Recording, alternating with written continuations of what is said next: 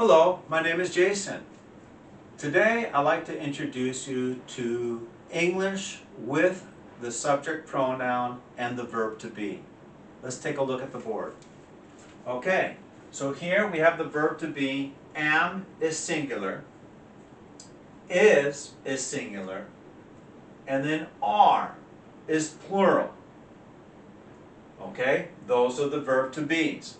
Let's look at some subject pronouns. He, she, it is. They, we, and you are for plural. Okay, now let's look at the meanings of some of these subject pronouns. First, he is a man or a boy. She is a woman or a girl. It is a thing or an animal. Okay, let's look at they. They is a third-person pronoun.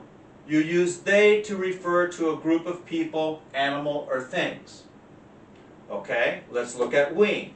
We is the first-person plural pronoun. This pronoun is used instead of repeating people's names, for we.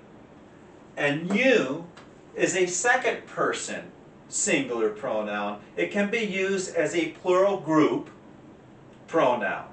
You can be used as singular and plural. Okay, let's look at I.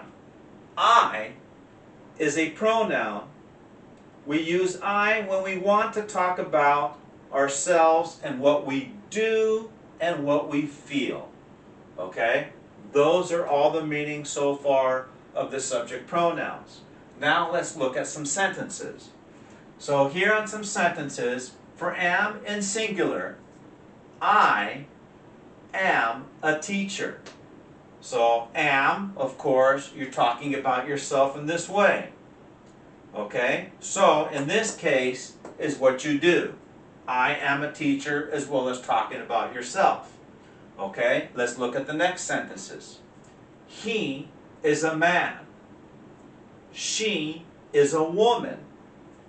It is a house. So man, woman, and house is in the singular form with the verb to be singular is for he, she, and it. Okay? Let's take a look at some more sentences. They are doctors. We are swimmers. You are students. So, doctors, swimmers, students, in the plural form with the S ending, we use are, the verb to be plural, with they, we, and you. Okay? So let's look at some more sentences. For example, we have man in the singular form, so the plural form of man is men. We are men. Okay?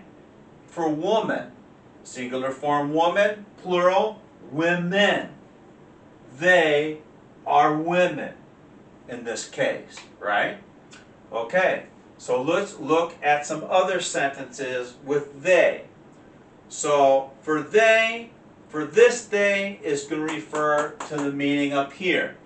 So for example, for people, remember, we're saying you use they to refer to a group of people, animal, or things. So, they are going to school. Those are for the people which refer to students. They are going to school. Let's look at the next sentence. Okay? They are hungry. We can refer that to animals. They are hungry. Okay? Let's look at the next sentence.